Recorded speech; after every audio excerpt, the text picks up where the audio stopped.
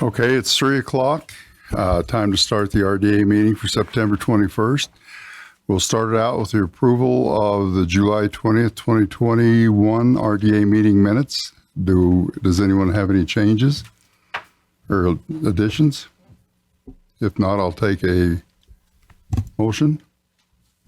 I'll move approval of the July 20th, 2021 RDA meeting minutes. I'll second. Okay, all in favor, say aye. Aye. Aye. Any opposed? Unanimous.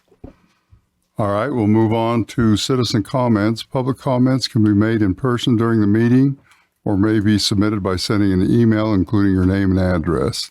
All comments are limited to 3 minutes or less. Email comments will be read into the meeting record. So with that, we'll open it up for citizen comments. If you have a comment, please get a form from Jennifer, fill it out, come up to the microphone and speak, please.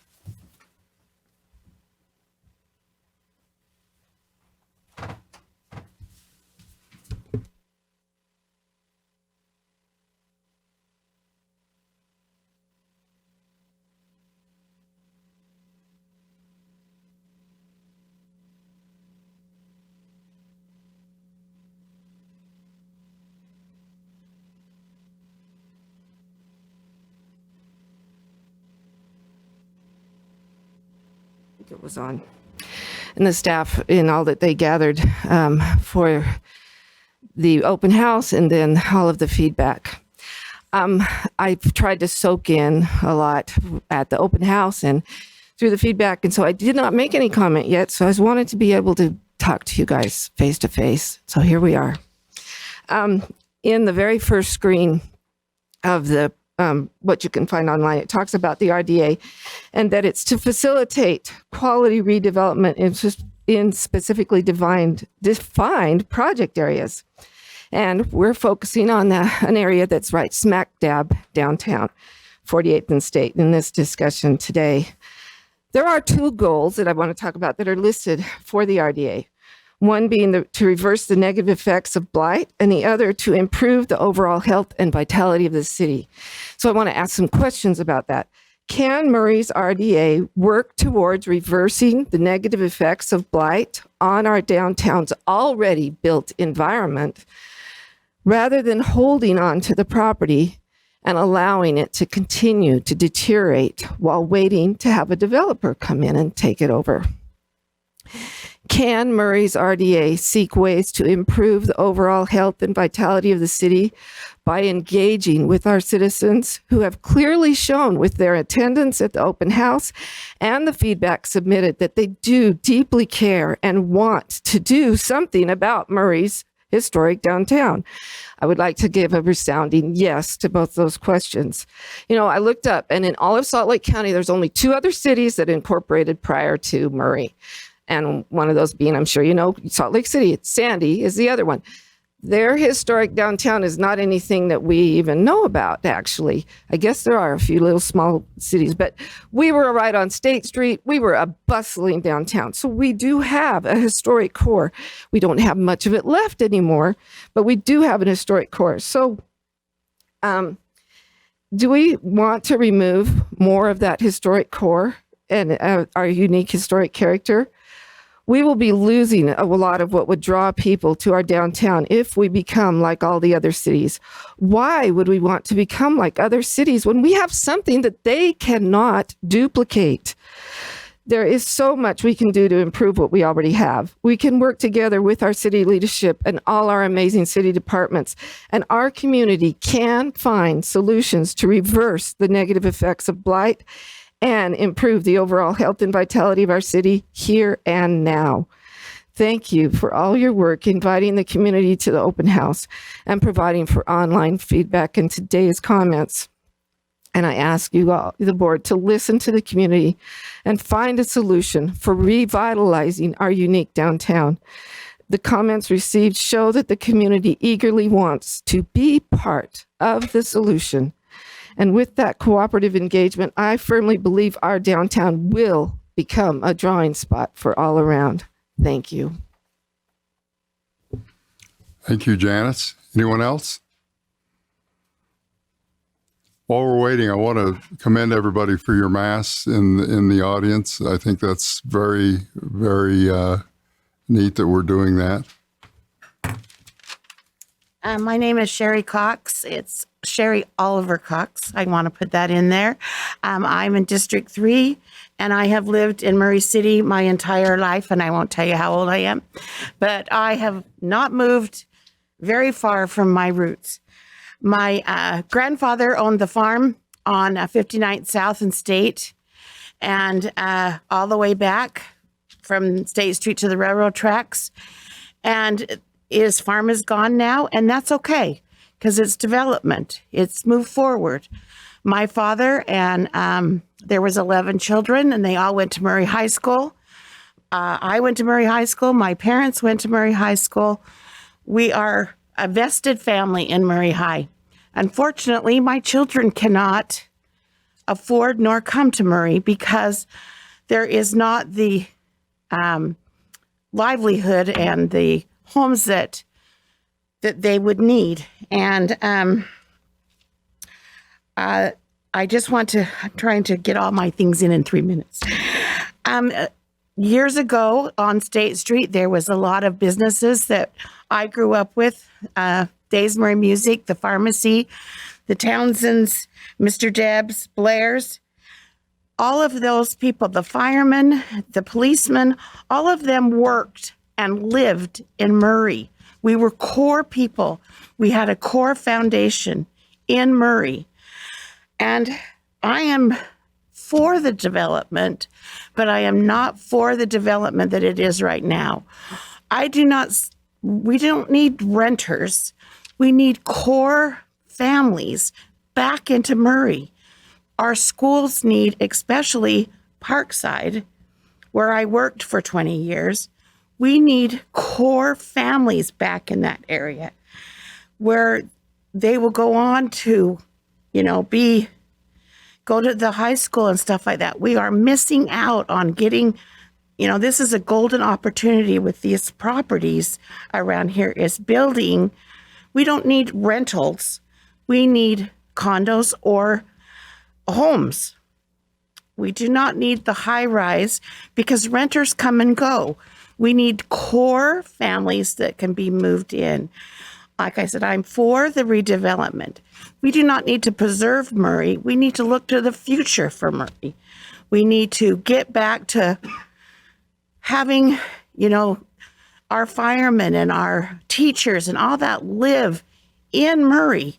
And my nephew is a prominent Murray businessman. His family has been in Murray forever, but he had to move to South Jordan because there wasn't the homes or the stuff that we need. And now he's been invested in South Jordan. His kids go to Bingham High School. He's invested in the community there. We lost some of these core people that we need back in Murray. Like I said, I love Murray. I will die on the same street that I was born in. And I just hope that we do the redevelopment, but we don't do the redevelopment that is planned. Let's go back to doing more, not any more rentals. Thank you.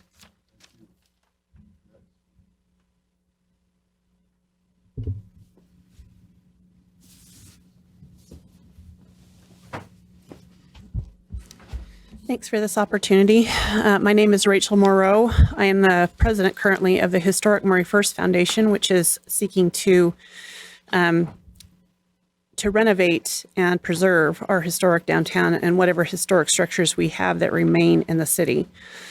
I was recently asked for a comment on the current downtown plan, and my response was this: the Edelin project in its current incarnation is all wrong for Block 1 of Murray's downtown.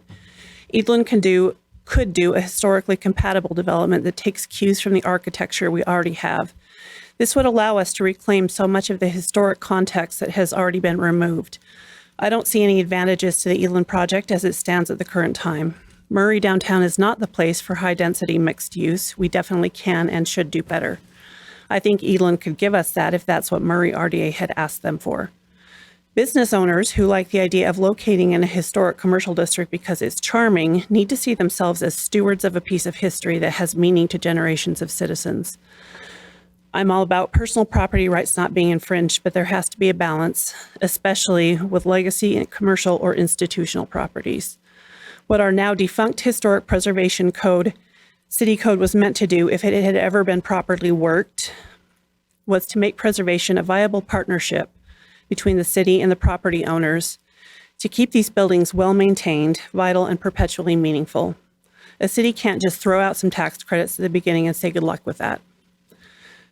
What the Historic Murray First Foundation is working to do is to educate people, especially our elected officials, about the historic architectural resources we still have. Within the span of a few blocks on State Street, between 4800 South and 50th South, we still have 4 buildings that served generations of Murray citizens as early theaters from silence to technicolors. We still have those buildings standing behind the current facades that the objectors dislike. Adaptive reuse of these structures is the best way to make a thriving arts, culture, and shopping district that everyone in Murray can be proud of. Historic preservation done well is a fantastic economic driver. When you safeguard your historic districts and keep them thriving, people flock in to spend time and money there, making new memories from the old places. Additionally, my other concern, and it's a more overall concern, is the way that the mayor and administration view their role in city government. The current mayor and administration have the wrong idea that our vote for them was an open-ended mandate to do anything they want without gathering citizen input. I know this for a fact because of a recent conversation I had with his city economic and development director who admitted this position. We agreed to disagree. This wildly unpopular proposal to demolish our historic downtown and put in a sugar house look-alike should have had citizen input from the beginning, not at the 11th hour because their hand was forced. The mayor hates historic preservation and its proponents, and it is up to us as the citizens to make sure that our voices are heard and that our votes matter. Thank you. Next.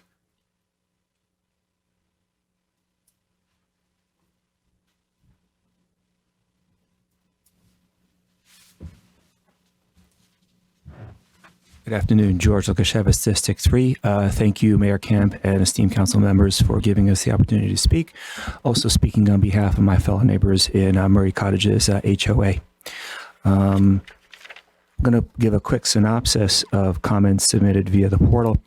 We asked the council and the RDA to carefully consider the long-term impact of the 4800 State Street project across 3 areas. One is infrastructure support, especially water. Second is environment quality, especially air. And finally, traffic congestion and safety. We also respectively submit that because of the change in infrastructure as well as demand in the Murray City area, that the supporting analyses in the original RFP documents don't clearly communicate the true impact of the project as well as other projects on the quality of life and safety for Murray residents. Specifically, this project should be viewed in conjunction with the Murray Square project, which is underway at 900 East, 49th Street area, as well as other projects that are currently under consideration following the lifting of the moratorium in August, previously imposed by the council in March of this year. With regards to water, again, the state has imposed an emergency due to drought conditions. The RFP materials do not go into detail, though they do cover environmental impact and quality. They do not go into detail where the water will be coming from for these mixed-use projects, as well as how the water will be shared across mixed use, as well as private homeowners. We therefore ask, respectively submit, that additional analysis be made with regards to water availability. Secondly, with regards to pollution as well as air quality, again, there was no specific mention of impact on air in the RFP materials. There was environmental analysis, but it didn't go into air. For the 1-month period between August and September of this year, Salt Lake City had 7 days of unhealthy air 18 where it was moderate, and only 5 days when the AQI was good. Typically, in the corridor east of State Street, Murray has the worst air, particularly at the intersection of Murray Park and State, 900 and Van Winkle, and 4500 South. Salt Lake City has never met federal attainment standards for ozone or PM25 pollution, and Brigham Young University has projected the average Utah citizen loses between 1.1 and 3.5 years of life due to bad air quality. We therefore respectively submit that additional analyses be done in terms of environmental impact. Lastly, with regards to traffic congestion, according to UDOT's traffic crash site, vehicular collisions are worst in Murray in the I-15 State Street corridor down to Sandy, with over 5,400 vehicle collisions within the most recent review period. We therefore respectively ask that the council and the RDA consider working with UDOT to implement additionally safety measures beyond those cited in the RFP and reducing the traffic limit on State Street south of 4500. Thank you. Thank you. Next.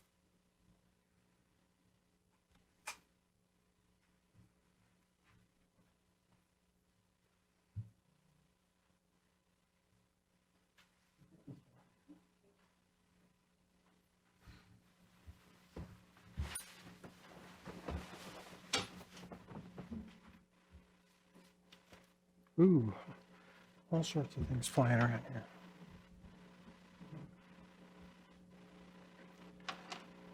Masks and hearing aids don't go together. My name is Charles Kulp. I live at 5529 South Revere Drive in the New Murray, east of 9th East. Several things I want to talk about. We just heard a little bit about traffic. The Fair and Piers traffic analysis that was done states that on average 41,000 vehicles per day go up and down State Street in this corridor. That's every day. If we take out Saturday and Sunday, the weekdays are going to be higher because Saturday and Sunday is a pretty good day to drive up and down State Street. Maybe not Saturday night when the kids are cruising, but you get the idea.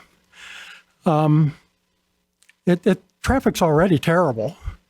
The report basically said, traffic's terrible. What you're doing here isn't going to make it any better, but it won't make it that much worse. But when we start to step back from that a little bit, what are we hearing? We're hearing noise. I live close enough to Van Winkle that I can tell you about traffic noise until 3 or 4 in the morning on Friday night and Saturday night. I did some work with Macmillan a couple of years ago, Macmillan School, about air quality. And there are things called hot spots. We have them all around our elementary schools when folks come to pick their kids up and leave their cars idling. And so suddenly, 2 blocks away, you can have good air and you can have crappy air right there at the school. So we got a lot of traffic, we got a lot of noise, and we got bad air. And we want to put 262 times however many people per unit in this arena. I think we need to consider traffic sort of as the global issue comes up. Project height is 70 feet. Now I know there are other buildings that are close to or above 70 feet, but none of them come right up to the sidewalk. I was talking to one of the folks in Community and Economic Development, and they told me that the Hilton Suites on the other corner, the one with Soy's restaurant in the bottom, is 60 feet, but there's a couple of boxes of mechanical on top that I think include that. The issue isn't 70 feet by itself. The issue is 70 feet from 4800 South to Central Avenue. I'm sorry, not Central, to 5th. That's a long shot. Think about this 3 months from today, on the shortest day of the year. When will the sun set? on State Street. Will it be 3:30? I'm thinking it will be. The project boards kind of give us a pretty clear picture of that. This is the project conceptual rendering that shows southeast corner of Fifth Avenue, State Street. And if you look at the left side of that picture, it's looking up State Street. Look at how dark that is. They're already conceptually telling us, we're going to put you in a dark canyon bottom in the middle of winter. Excuse me, I appreciate your comments. If you could just wrap it up. Okay, I'm sorry. No, you're fine. You're fine. Thank you. Go on. I'll echo the comments that I don't think the RDA has there's a lot of construction going on, folks. A lot of people want to build high-density housing. You can see it all over. Why is the RDA encouraging that when it seems to be going pretty well all by itself? And finally, the little open space project that they have just to the west of the Cahoon Mansion, that's 8,500 square feet. Most of us who have older homes are on about 2/10 of an acre. This park, 8,500 square feet, is actually a little less than that. It's 19 and something, 0.19 of an acre, okay? I'm not saying don't do this project. I'm saying it can be a lot better than the way it is right now. We got to put people somewhere. I mean, it's like Game of Thrones. Winter is coming. These folks are coming, and development's coming, frankly. Let's manage it the best we can, and certainly better than this. Thank you. Thank you. Next.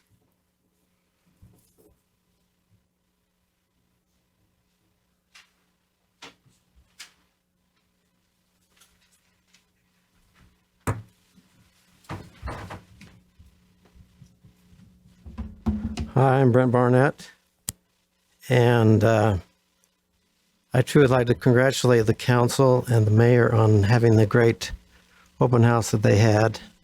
I think that was really educational, really helped us understand what was going on. My sense is, I've talked to a lot of planners. I've kind of taken this as a hobby. I've been very interested in planning over my life, and I've talked to a lot of planners in Salt Lake. I've talked to people in different cities. And I think we just need a broader view of what we have downtown.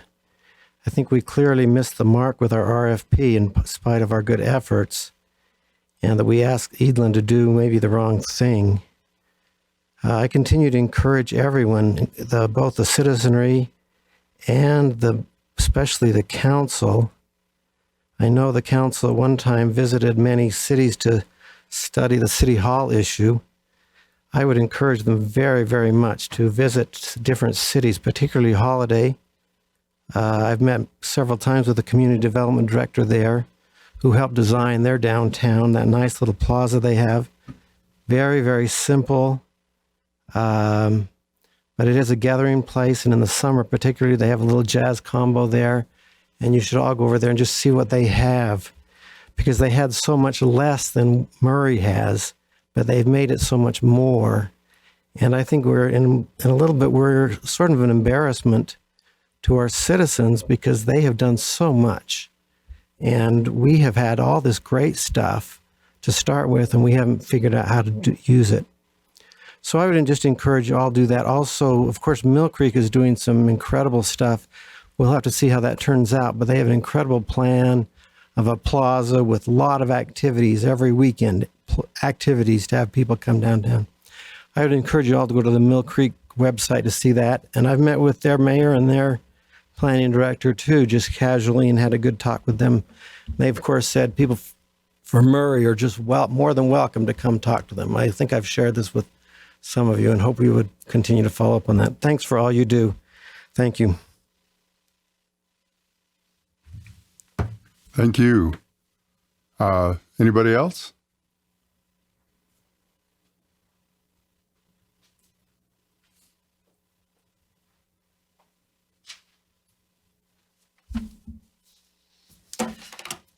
Hello, I'm Clark Bowlin. So it's so great to see so many citizens here at 3 p.m. at an RDA meeting, and to see so many citizens at the open house. That was just a wonderful thing. And all the comments, if you looked at the meeting minutes for this meeting, there's so many citizen comments from the open house that was generated, and that is just that makes me proud to be a citizen of Murray. So there's a lot of reasons that I've heard that people oppose this development. Janice talked about preservation. Rachel talked about preservation. George talked about traffic and air. Charles talked about the setback of the project. Brent talked about other cities that have plazas and gathering places that attract people. And I agree with a lot of the reasons. I've heard crimes, what it will do to the school districts. There's a lot of concerns. I think one of the main concerns I have is that we'd be missing an opportunity. This is our block 1. This is downtown. This is what will set the precedence for the rest of our development. And we have the opportunity to use this space. The city owns these properties to use this space as a gathering spot for the community. Historically, this block has been a center of commerce. It's been right downtown for the citizens. And we can set the precedence for the rest of our future downtown Murray with this block right here. I've heard that citizens want a gathering place, a town square. They want good food, music, art, walkable, beautiful space, a historic look and feel. Something that reflects the unique identity and charm of Murray. And this block, we can do all of those things. We can preserve our historic look and feel, our charm. We can attract businesses to be part of this development, corporate space, maybe some condos, as somebody mentioned. I feel like we can incorporate all of these things and make this a destination. We're in the center of the valley. This block is in the center of Murray. As far as I can tell, this is the most valuable property in the valley. Why would we use this spot and excuse me to say waste it on an apartment complex when there's other places to put density? This should be the place that makes people want to come back to Murray. If we want to revitalize our downtown, it starts with this block. And revitalization, increasing the traffic, making it so people don't have a place to park and it's, a really busy downtown. That's not going to be the catalyst to the revitalization of downtown Murray. What we need is a development that will take Murray into the next 20, 30, 40 years and make it the destination spot that it once was. Thank you.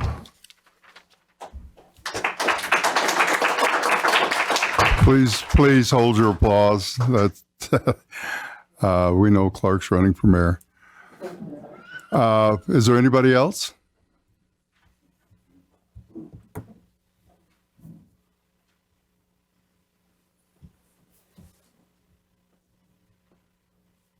I'm Benjamin Brown. I live in District 3. This is no imagination whatsoever.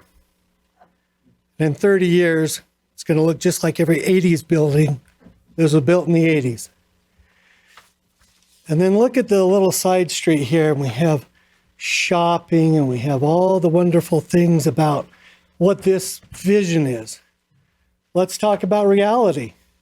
Anybody walking on State Street these days? No, we're not. And so you're going to put in some shops underneath. That was a great idea about the Center Street apartment building. So they'll have shops. The only shops we attract in Murray lately is tattoo parlors and pawn shops. There's nothing new and vibrant. There's no new restaurants. There's nothing that says, man, that's a happening thing. It doesn't happen in this city. Time and again, we've lost our historic feel, and we're just becoming the blend between South Salt Lake and Murray. County keeps trying to throw roads through here to make faster access to the southern end of the valley, contemplating that we have one-way roads and take out historic housing and take out historic neighborhoods. So we're either going to let the county walk all over us all the time, or we're going to stand up and say, enough, this is a community. This is a self-sufficient community in a lot of ways. A lot of the income from the economics here go to support school districts and other things around this valley. But we take down one historic building and we take down another and we take down another. We've got the kidney thing. That's a great thing. Does it look like anything in Murray? Or does it look like a piece of the Death Star that just dropped out of the sky? They took down the old Walker Bank building on the corner of Vine and State and put in that nice Wells Fargo thing that was First Interstate for years. How does that thing look? You proud of that? That's a really good looking building, isn't it? We either stop and take a look at this and start to say we have an identity or we lose our identity. But don't be believing and don't be passing off to anybody here that this is going to be this walkable community and we're going to have arts and we're going to have restaurants and all that. State Street is just a way to get from the north to the south and the south to the north. And nobody stops to look at anything because if it just blends like every other office building, it's not going to be anything anybody's worth stopping for. And then the parking issue. Look at the parking issue you got right now with the Ice House and Club 48 going down 48 South.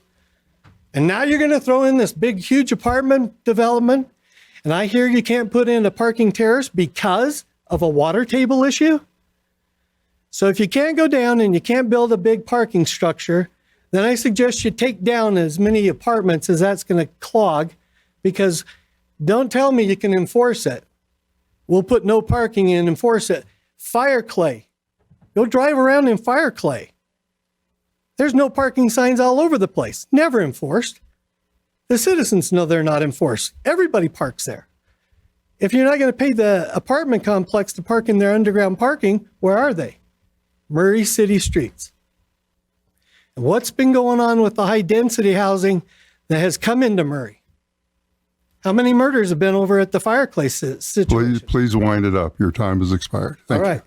So my point is, as a citizenry, as a government, we're either going to get walked on and stepped over and bypassed and cause more problems for us, the taxpayers, long after the developers are gone, or we're going to say, wait a minute, look at Holiday. They had a blighted area. They've done phenomenal work with their buildings. And it has a nice look to it. And those restaurants are being operated and used because they provided parking. They provided ways to do that. This says nothing about any of that. If you can't handle Ice House and Club 48, please don't add more. Thank you. Next.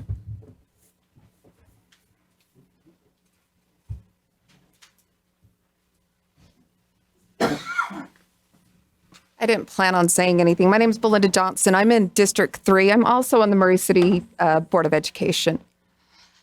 And I am not here as a Board of Education member. I've not been assigned. This is not the groups. And you guys know that when you speak as individuals, you speak as individuals, not for the whole. I live on 4700 South, 300 East. So this is right where I go through every single, that's my 7-Eleven. That's my big Gulp stop right there. I go through that intersection every day. As Cherie said, Mrs. Oliver, I guess, Oliver Cox, I should call her in this. This is my personal opinion, but Parkside, and I have told every one of you have heard me say this a million times, Parkside cannot keep having the turnover it has. We cannot keep putting high density housing in that area over and over again. Over and over again, they are the area that feels like they take the hit. This isn't our teachers. Our teachers love every kid in that school. This is our families and our parents that are saying, hey, we need some core families, like Ms. Cox said. We need to go back to having some families that drive our neighborhoods forward and stay there. Hopefully some of these families that are coming into our area for rentals will stay. They'll want to stay in Murray. And that's because of some of the things some other people have talked about down there on State Street. Let's make it an area that people want to be in. They want to walk around in. I'm not going to tell my family to go walk down on State Street to find some dinner. We love the pho place on State Street. We park behind and go in the back door. I would never walk there on State Street. I'd go through my neighborhood the back way. I'd go right past Rosaballa's house and go right to it. So as a constituent, let's be creative. I was part of the project when we leased the land on State Street as a school district. I know there's more than high density housing out there. We had several different proposals come to us as a school district. It was hard because everybody probably wonders why that took so long. We were the first school district in the nation to lease back our land to somebody so that we could take in the money for the long term instead of the short term. That's why that took so long, because it was tricky, took a lot of legalese that people didn't know yet. But there's options, there's groups that want to be in Murray. Like Clark said, let's not be just the cut through. Let's be a place where people stop and want to be. So thank you for your time. Thank you.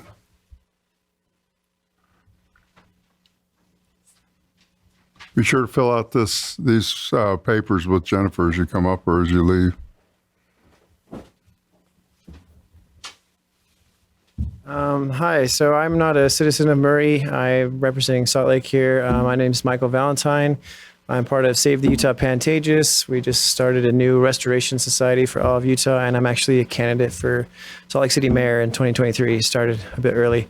I'd like to thank you guys for letting me come here. I was at the open house, had an awesome time. I think I was there for 3 or 4 hours, met several of you and talked to a lot. And I'm really just here to advocate for Murray, historic Murray. I think you guys got some amazing buildings right there and an amazing strip of State Street. I love the Murray Theater, love the Desert Star. One of those buildings used to be an old theater that dates back to the 1920s that could be restored and revitalized. I think there's so much creativity that could be used for these spaces. They're over 100 years old, and they could be around for another 100 years if we take this moment and figure out how to bring these buildings back to life. I'd really like to urge you guys not to make the same mistakes that we have been fighting against in Salt Lake City and that RDA. We've been fighting to save the Pantages Theater there for 2 years now, and it's just been a mess. And there was never an open house like the amazing open house you guys had a few weeks ago for the theater there. The city has not been listening to the constituents. The RDA has not been listening to experts, historic or city experts, even on a national level. So I'd really urge you not to make those same mistakes. Learn from the failures of Salt Lake City and listen to all the people here, listen to Murray, and protect the historic spots that you guys have that are really special and important, coming from an outsider that loves driving through this part of State Street. I'd also like to talk about Logan, Utah. I grew up there. It's a really special place to me. They have amazing historic theaters and a booming tourist attraction and a place for people to come to. I think that could be an amazing example that you guys could look to work with Logan and learn how to bring some of that to Murray and revitalize places for culture and arts and theaters, or, people are talking about restaurants. There's so many great ideas. So thanks again for letting me come. Don't destroy what makes Murray special. Keep it around for, decades and centuries to come. These apartments won't last 100 years. They'll never be historic in the way these buildings are and have special stories about them to tell. So thanks again. I urge you to listen to the citizens and save historic Murray. Thank you. If I commented last time, can I comment again? My name's Terry Townsend Butler. So I have a vested interest in the Townsend home and the Harker building. And I look at the Harker building, I look at the Murray Mark from the time I was this big, and I've lived here since 1960, but you don't know how old I am. The building has always seemed a little bit old and decrepit and dirty. My grandpa was a fireman. He was not a shopkeeper. And I look at that building and I think, yeah, it needs to be updated desperately, but it's history. My great-grandfather was the mayor of Murray in the 1800s. My grandfather was the fire chief in Murray for 28 years. Volunteer fireman running down State Street at a dead run to get to his men. My dad owned his store in Murray. I grew up here like Sherry. My grandfather went to Murray. My dad was a student body president at Murray High. I went to Murray. My children went to Murray. Murray is my home. And what I am seeing is it taken away. I'm seeing the history of this fantastic place going away to brick and glass. And I think that there's so much more that could be done. I know initially you had talked about having a little park in the back there, preserving my grandma and grandpa's house. That's the big one for me. And I think it's right across the street from the Murray Mansion. I do not know why there can't be a fun little entertainment place there with these historical type of buildings as a centerpiece so that we don't lose the history of our city. That's what's important to me. When you talk about taking them down, okay, they're old, but you're taking a part of my soul. You're taking my history out of my, well, maybe I should lose a little of this fat. Take a history out of here and I'm lost. You know, I feel like I'm losing part of me by losing part of Murray. So please just think about making it more historical, making it a great place to come again. I've hit those movie theaters a gazillion times. We lived in the Iris Apartments above my dad's store for several years. This is my place. And I'm really asking that you don't take away the history of this place. Thanks. Thank you.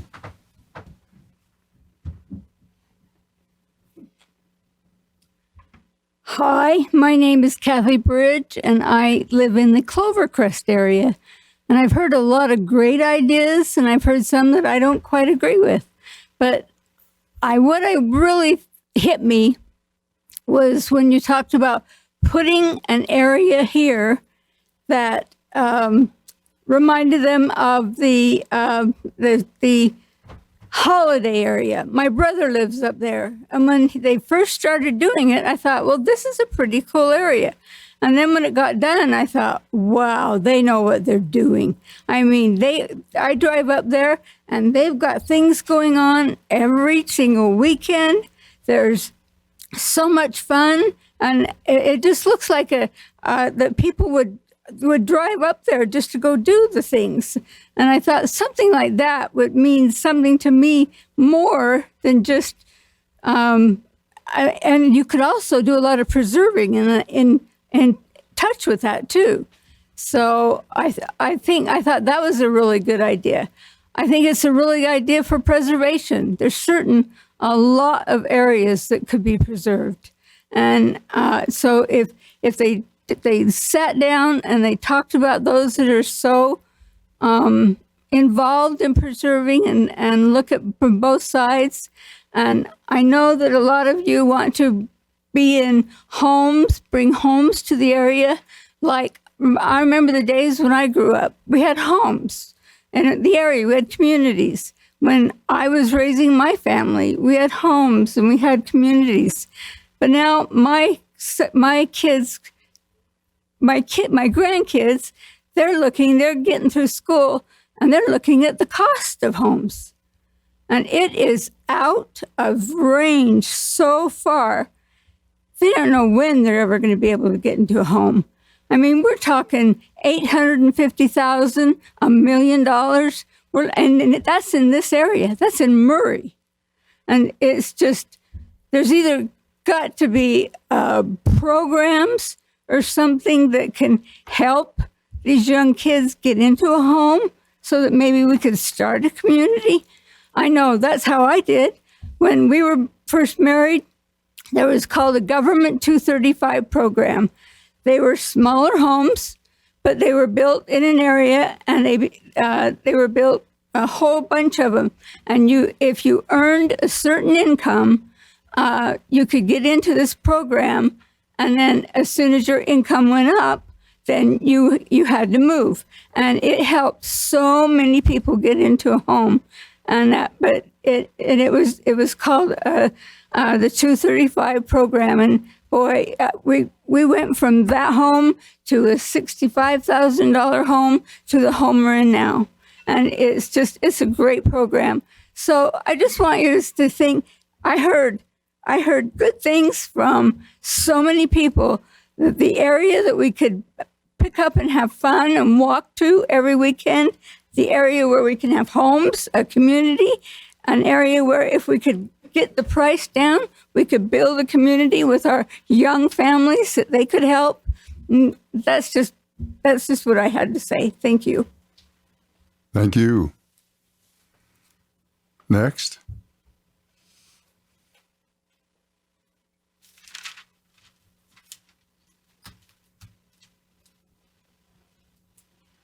Hi, I didn't fill out a paper. I will.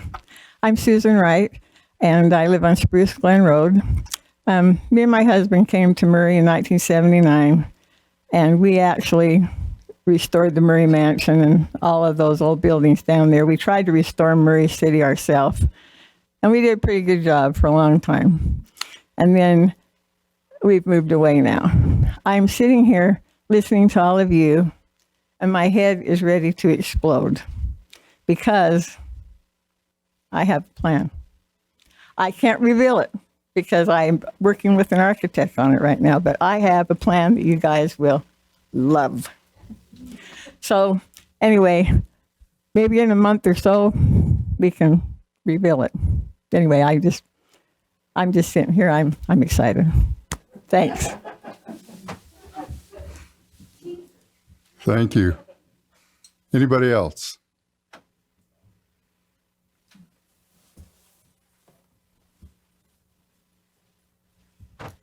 Good afternoon. My name is Ola Robinson. I live about and own a home about a block east of State Street on 4800 South. I've heard a lot of very prescient and well thought out comments. I've agreed with everything that I've heard since I came in. I came in a few minutes late. I think the current project as proposed and drawn out is, I agree, it's too tall, it's too big, it takes out,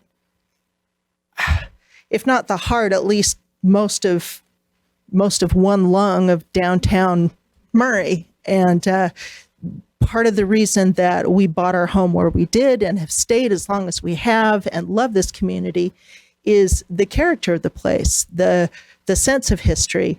I think you're never going to get it back. If we tear it down, we're never going to get it back. I recognize that we do need increased density in housing. That's just reality. That's how our state and our county is growing. I think doing it in smaller sized projects and spreading it around is good for a number of reasons, including I would like to see, I wholeheartedly agree. I've got about 7 things going on in my head at the same time. I agree that rather than building more rentals, which traps a lot of poor people forever, really lifetime, and creates despair for people who want to put down roots, be part of a community. I think the community stability is always served by giving people a way to start on, as they say in England, the property ladder. Buying a condo, being able to do well with that, create value.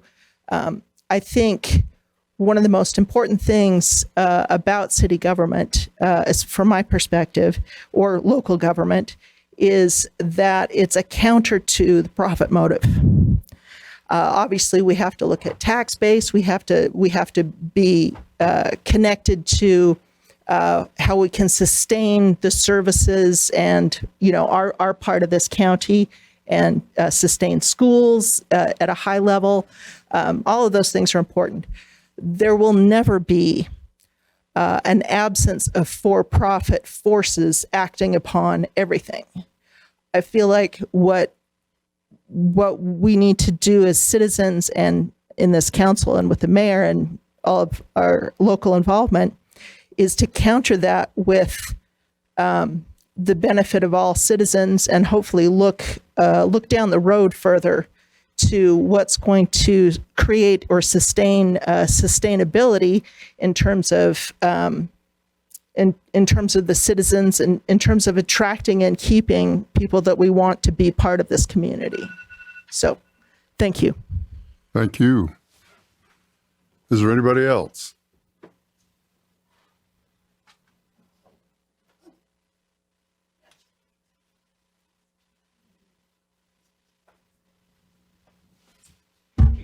I had no intentions of this. My neighbors drug me here. Okay. But I want to tell you, I was born on Cherry Street. Could you just get a little closer to the microphone, please, so we can get it recorded? I was born on Cherry Street in Murray 99 years ago. And I never came back until 16 years ago. And I live on Greenside Place, on 4800 South. But I want to see some of my family are the Elkins and the Bergens. And everybody's buried in the Murray Cemetery. And that's where I'm going next. But I have never been able to walk to any of my relatives' plots because the grass are just holes. So I was hoping you'd take some of that money and fix the cemetery. Because, I mean, I haven't been able to walk to any of my relatives' plots. So that's what I have to say. And I'm with everybody else. I couldn't wait to come back and live in Murray because it has a special meaning for me. Thank you. Thank you. Anybody else? Melinda has an email.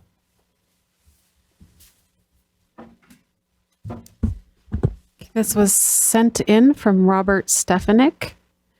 Dear Murray RDA, first off, thank you for taking the time to read this email, and sorry I could be there in person.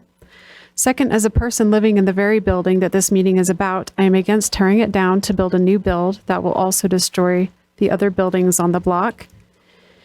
If you want people to stop at Murray, destroying what is left of historical Murray isn't going to do that. Attached is a photo of where I grew. Notice not a single building in the photo on this street is historic. Market in Corning, New York, and all the buildings are over 100 years. Now there are two new buildings, but one was designed to look like the rest of the street and the other took Japanese architect. I bring this up because Corning get tourists from all around the country and world to come see Market Street and the museums we have. Now we can do the same for Murray, but instead of museums, we can have a historic theater district with the Desert Star, the Murray, and turn Wright's costume back into the Happy Hour Theater. People will come for that alone with the film festivals that are in Utah that bring millions to the state. Murray would make money with that and bring new life to the city in ways a new building couldn't. The antique mall has many possibilities on what it could be. Also, as there is the empty lot on the block and they can build there without tearing down old historical buildings. So I asked the RDA, City Council, and City itself, do not tear down these buildings, instead restore, remodel them for the future and for future generations. Thank you. Is there anyone else that wants to speak?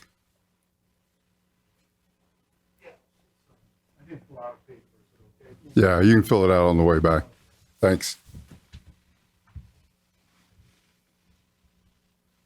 Yeah, my name is Peter Hruza. I'm from District 3. And as far as this downtown, this is prime property. If you drive up and down State Street, you're not going to see a building like that. We're going to be the first ones. Is that the legacy we want to leave for our kids? We're going to tear down our history to have a building that they got plenty in Sugar House. So Do we want to look like that on our state street?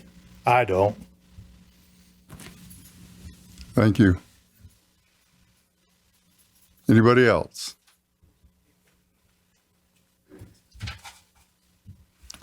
All right, if there isn't anybody else, I'll close the public comment and we'll move on to a presentation and discussion of public comments received for the proposed 48th and State Street project. Presenters will be Melinda and Jill.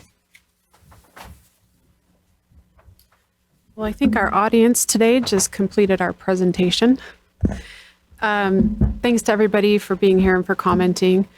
We did send out a supplemental packet to the RDA board yesterday with comments that were received after we sent the initial packet out last week. We have not yet been able to post that online, but we will.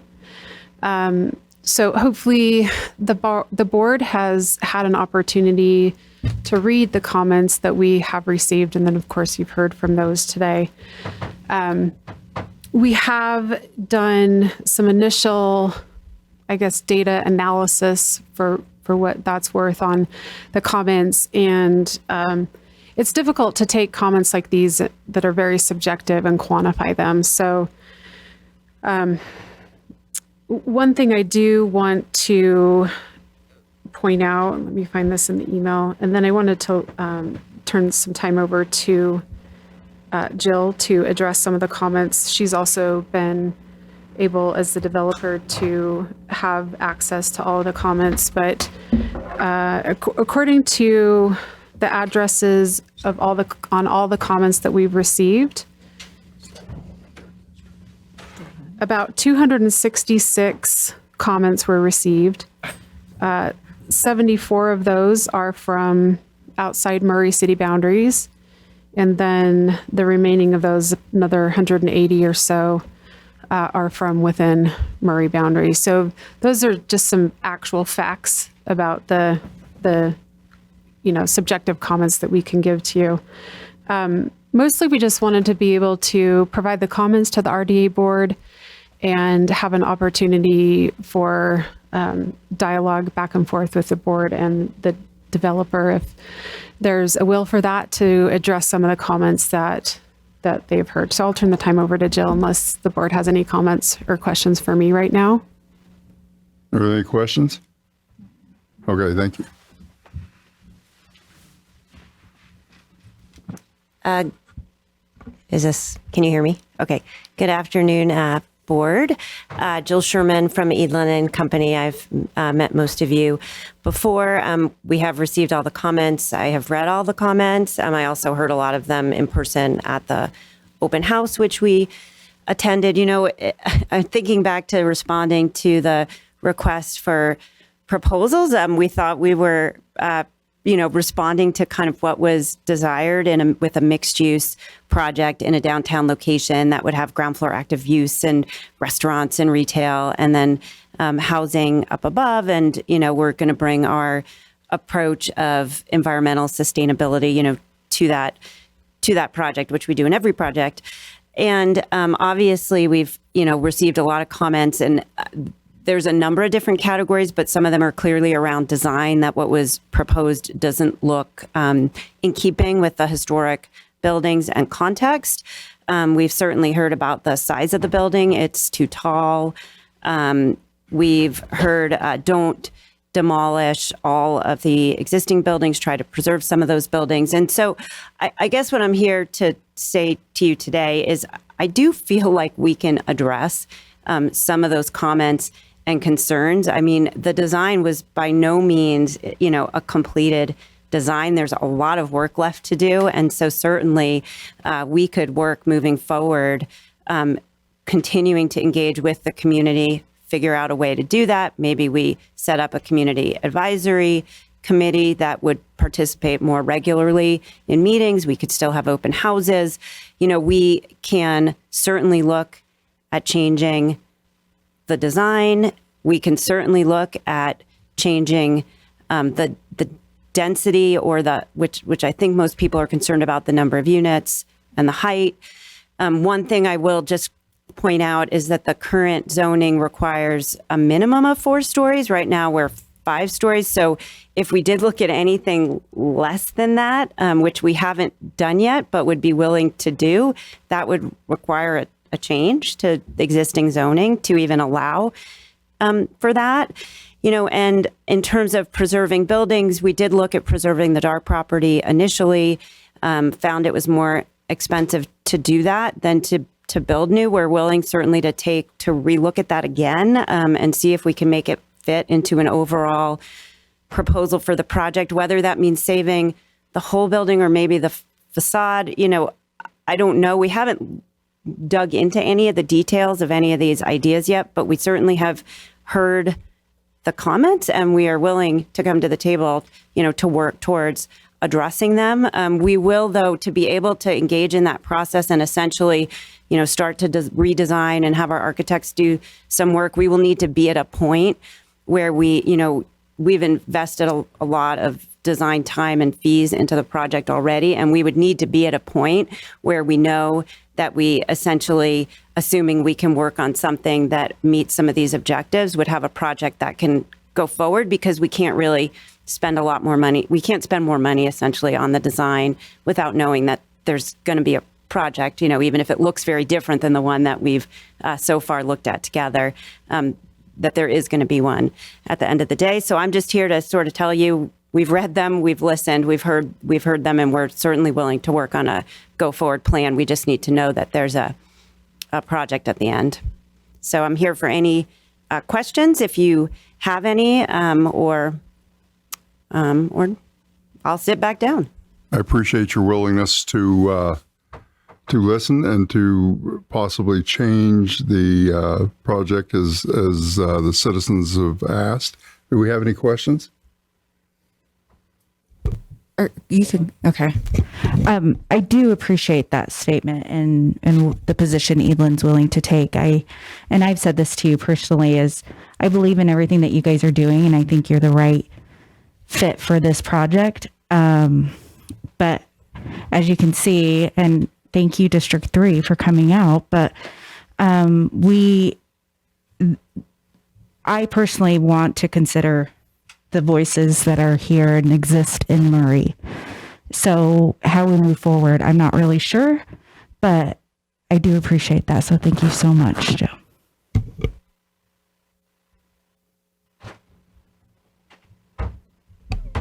Well, I'm not sure I have a lot of questions for you, Jill. I want to thank the citizens that have come out. I've been on the council 10 years, and I don't think I've ever seen how many 135 people showed up to our, where's Melinda? Oh, for the open house. 135, and how many comments did you say? 270? 280, and how many were in Murray? 180, 100 something, 180. I mean, really, I've never, something like that. I've never seen that many, and yet I think about, from what I could see, about 85, 90% were not for the project. I think it's awesome that this is the biggest turnout I've ever seen to an RDA, I think. My memory might be incorrect on that, but for 10 years, I don't know if we've ever had this kind of a turnout for an RDA, rarely for a council meeting. And so I think the citizens need to know, and Melinda, maybe you're the one that would present this, but and maybe others want to talk, but and maybe Rosalba is where you're coming from, but I think the citizens need to know what the next step is. Do we vote? I understand that this runs out at the end of the month. Explain a little bit how that works. You got in September, then you have one that ends in December. The final one ends in December, because I get a lot of citizens that are saying, well, how does this work? When do you vote? How do you vote? Is there a vote? Just kind of a little bit of that. I think they would need. What's the process next?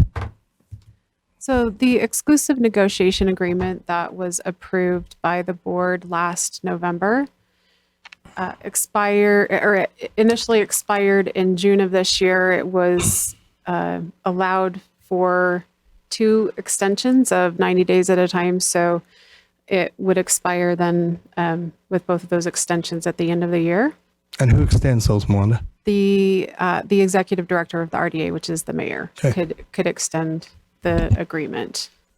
That was in the exclusive negotiation agreement. So As far as steps forward, what we have talked about is now that we know some of the comments and feedback from the public, that we would sit down with Edlin and put together a formal request that then would come back to the RDA board for consideration of approval. And exactly what format that looks like, I'm not entirely sure, but some type of a formal agreement that the RDA board would approve or not approve would be on an agenda at a future RDA meeting.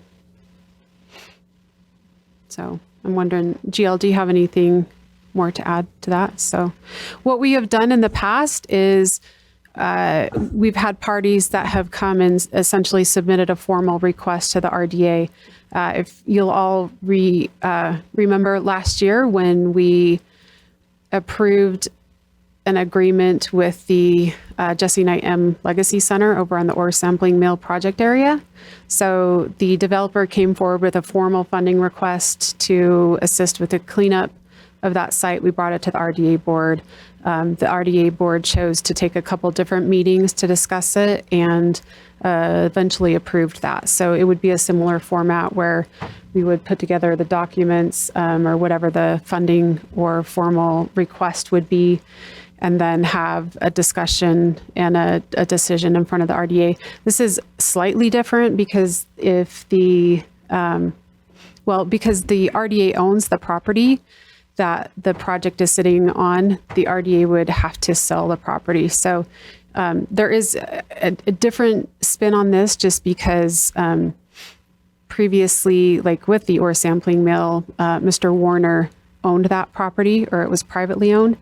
And so in this case, if the RDA board were not to move forward with a project, we wouldn't sell the property, there wouldn't be a project.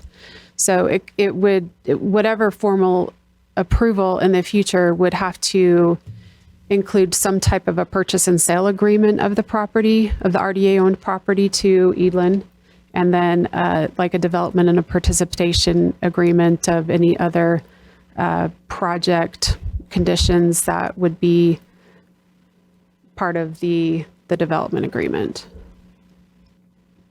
So as of right now, there's no contract that's been signed. No, just that exclusive negotiation agreement, which essentially says that for the period of the agreement, the city won't go out and solicit projects from other developers. We just have agreed to work solely with Edlin Company. Thank you. Any other questions?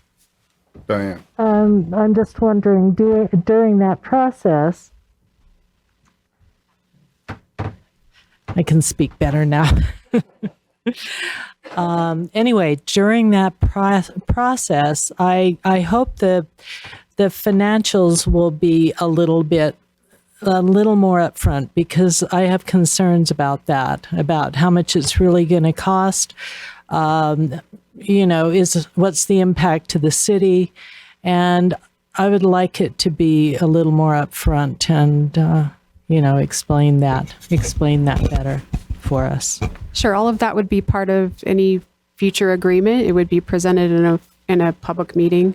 So it would be part of any formal approval, like all of the participation agreements that the RDA has had in the past includes all of that information. Right. But if there are possible changes, those kinds of things that concern me that I'm not sure we were really aware of. And, financial issues, like, all of a sudden we were going to buy the DAR property, or we were not. I mean, there were those kinds of concerns that I don't think we were made aware of, and that the process was transparent. And I would like to make sure that we have that. Does that make sense? I mean, I'm kind of maybe skipping around the real concern. My concern is that we make sure financially that we understand the process and how much money we are expected to come up with. Sure. So I just want to make sure that that's. Sure. Yeah, I understood. And that again would be what I think we would sit down with Jill and the Edlin team over the next several weeks to figure out exactly what, if any, that participation would need to be. We would bring that specific information to the board in a public meeting. You would discuss it in a public meeting and have a decision in a public meeting. So a lot of the conversations that we've had previously, I mean, we have had some public conversations, but a lot of the conversations previously they've not been at a point where it's ready to be put on an agenda and brought forward to a public meeting. There's a lot of items that need to be coordinated, and even still, there's a lot of questions. I think that we were able to get a lot of feedback from the public and the community, and projects like this take a lot of time to negotiate back and forth. So it's not uncommon that here we are 9 months down the road and we're still going back and forth with what both parties may want or need to get to the project that's mutually agreeable, and then to get a project, or some type of an agreement in front of the RDA board for approval. Okay. I just want to make sure that the process is transparent and we understand it, because I'm not so sure we have during this. So anyway, or I'll speak for myself. So thank you. I just kind of want to add it on to Diane's concern. The main thing that I've heard, and I've heard from a lot of citizens, is why are we just giving this property away? And I know there's a right answer to that, because what the number to that is a little over $6 million. And how does the city recoup that property or that money back? I don't know if that's something you can kind of explain a little bit more in detail, Melinda, as the economic director, but how does that quantify for the city? Well, I think to be straightforward, I think that's still items that we need to sit down with Edlin and figure out exactly what it is that they need to make a project come forward and work. We have had appraisals on the property. I haven't looked at them in a couple months, but there's a lot of financial, factors to consider in order for a project to work. And that's exactly what I think we would spend the next few weeks working on, is refining that math and bringing forward something to the RDA board that, is a formal request. We just haven't been able to this point to get there, to understand what a final project is going to look like, and therefore what any type of a participation or development agreement would need to look like, and what, if any, participation there would need to be from the RDA for a project to happen. And when does this extension end? Is it the end of this month?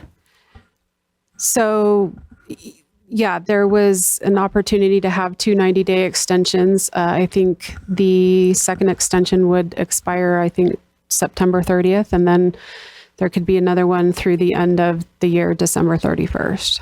Okay, so the mayor can extend that. Correct.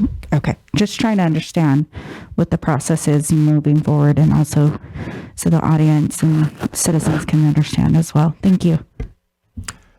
So Melinda, and just to go off what Rosal was saying, so if I don't know. So if the mayor does not extend, then it'll past September, then it'll be dropped.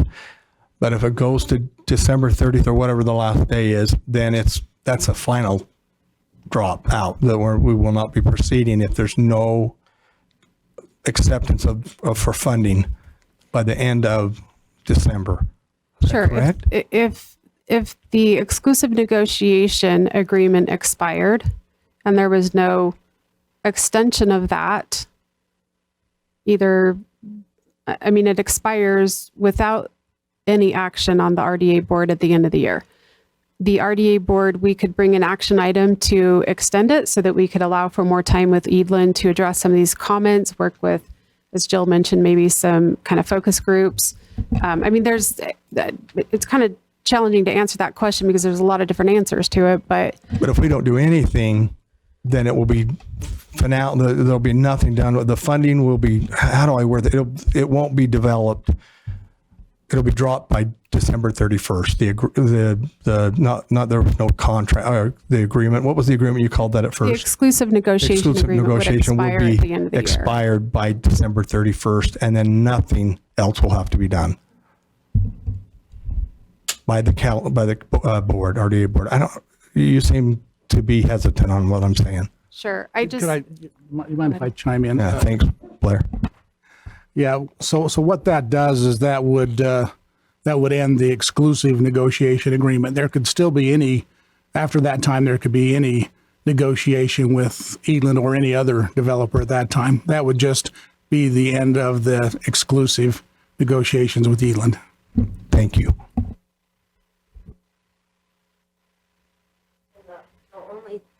Thing that I was going to add was just our intent would be to come with some kind of clear proposal about the project, including financial proposal, before the exclusive negotiation agreement expires. We just don't know exactly scheduling wise when that is yet.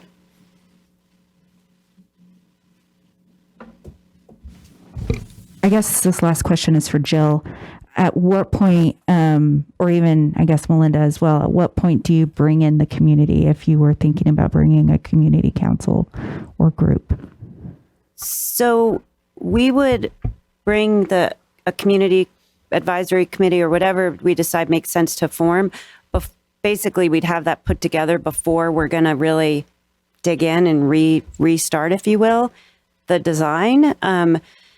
The challenge is we need to come to you for our relative to our agreement by the end of the year. And I need that agreement to restart that design process, right? I can't go ahead and invest more in the redoing or updating or tweaking the design without some deal with the RDA. Okay, so we wouldn't start real design, before we have agreement from the RDA, and then we would figure out again, what the best process would be, and we would convene that group, and then move forward with sort of a reset or a move forward to the design process to try to address some of the comments that we feel like we can address with a good process. Thank you. Any other questions? Mr. Chair. I just wanted to say, to repeat thanking everyone for their feedback and everyone who put feedback online. There's tons of great comments here. And thank you to Eland for, I think, really a great communication when it comes to design of their current proposal has more parking than our ordinance requires. And when we talked about historic wants and looks for the property, there was this great tie-in of different design elements, and it might not be hitting every checkbox for everyone quite yet, but I just really appreciate that willingness to look at a community advisory committee and design things.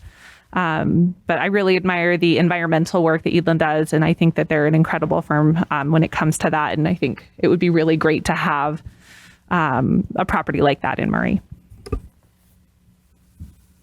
Okay, I appreciate that. Is it anybody else? Go ahead. We're all going. Just one more thing. I so appreciate the input and feedback from the community. I think it's been wonderful, and I've learned so much. And it also just makes me so happy that we have such a wonderful, involved citizenry. So thank you all for that. I really do appreciate it. You're awesome. It's what makes Murray so wonderful. So thank you. And I'll just say, add on to that. And Jill, you've been great. I mean, I hope you're okay with me saying that you were very clear, and you said, if this isn't what your citizens want, then we want to do that. I mean, you were really clear about that. And I appreciate that, because right now, I know that's not the direction we want to go. So thank you for that. Sorry, Dale, but one last thing. I also want to just acknowledge how smart and intelligent citizens of Murray are, and your background and expertise really shows. And I'm honored to really just serve you all, because I think you all really have great ideas and really care about your community. And I mean, I received a packet, thank you, George, about some really key points of this community. And I think your invested time really has shown, and I appreciate it. And I think I think I can say the rest of us do as well. And so thank you so much for being here. And it's a true honor to represent District 3. Thank you. Mr. Chair, may I? Please do. Thank you. I just wanted to point out something that I think that we all need to keep in mind as we move forward on this project. We've heard a lot of various comments today, and if you've had the opportunity to sort through the comments that we received by email, there are many and they're varied.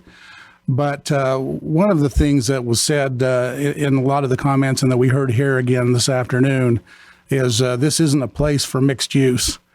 And the fact is that is zoned for mixed use. That's the very use that is zoned for, that the master plan calls for. So if indeed it's not a place for mixed use, then there's a whole bigger picture that we need to be looking at, and that is, does the city want to rezone it back to commercial, or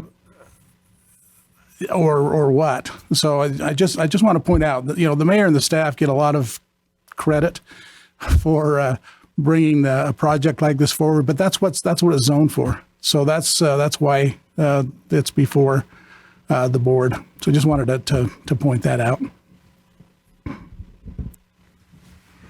Yeah, will you define your use of credit? Okay. We'll move on. I think, and I want to say the same thing about Elan. They're great to work with. They're a great company. Hopefully we can find a way through this, but I would recommend that we speedily get to the next step before we run out of time, and see what we can do, with all the input that not only in this room, but we've gotten on emails. Here's a packet, and we've got them online as well. And see if there's something we can do with this project. The mayor's right, this is zoned for mixed use. If that's not what we want to do, we need to look at something else. But I think we need to, as rapidly as possible, get to the next step so we can be fair to the developer as well. And I also want to thank the citizens.